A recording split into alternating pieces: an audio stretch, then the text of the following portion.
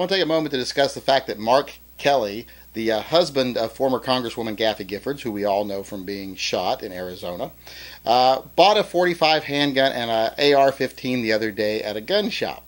Now, this might not sound like a big deal, except for when you take into account that Mark Kelly is a strong advocate of no one being able to buy high-capacity magazines or high-capacity weapons or assault weapons. In fact, he's got his own little group called Americans for Responsible Solutions, which states exactly that.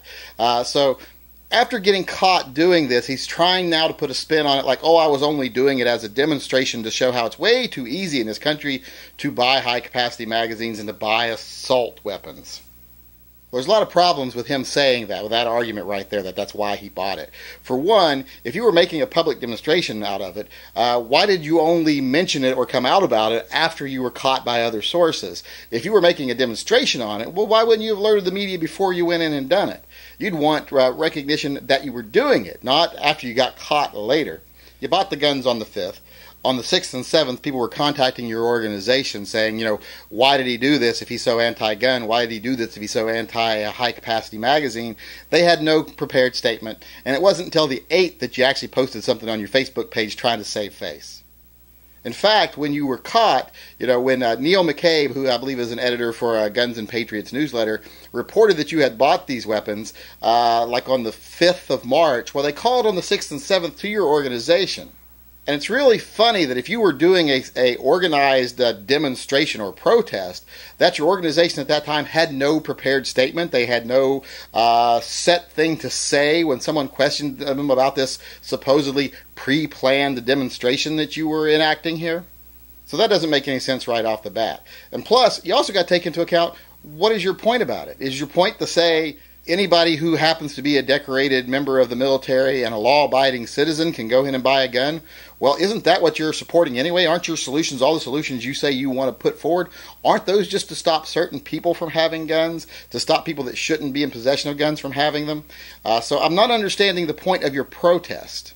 I mean, that's kind of like Oprah Winfrey going into a bank and getting a loan and coming out and saying, look, that's proof that banks give loans to black people. Well, no, that's proof they give loans to Oprah Winfrey. So when you go in and buy an assault rifle and a pistol, that's not proof that they'll just sell a gun to anyone or an assault weapon to anyone. That's proof that they will sell one to who's legally able to purchase one. There's nothing easy about it. You went through the proper forms, you had a background check, and you're still not in possession of the weapon 3 days later, so obviously you've had to wait for the weapon.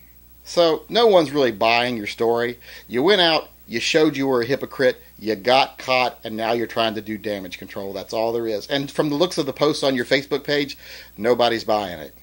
So in the end, all you've really done is expose your own hypocrisy. You've exposed that you are the kind of person that I hate most. There's certain things I always say I can't abide.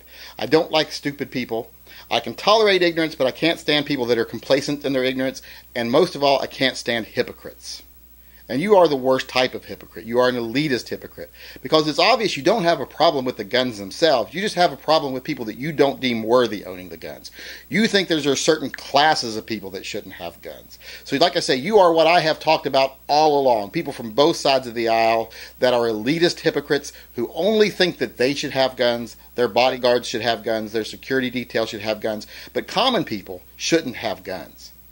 So in the end, all you are is someone who got caught proving what they are, showing their true colors. And what you are is a hypocrite, an elitist, a liar, and in my opinion, the worst example of an American that you could possibly be.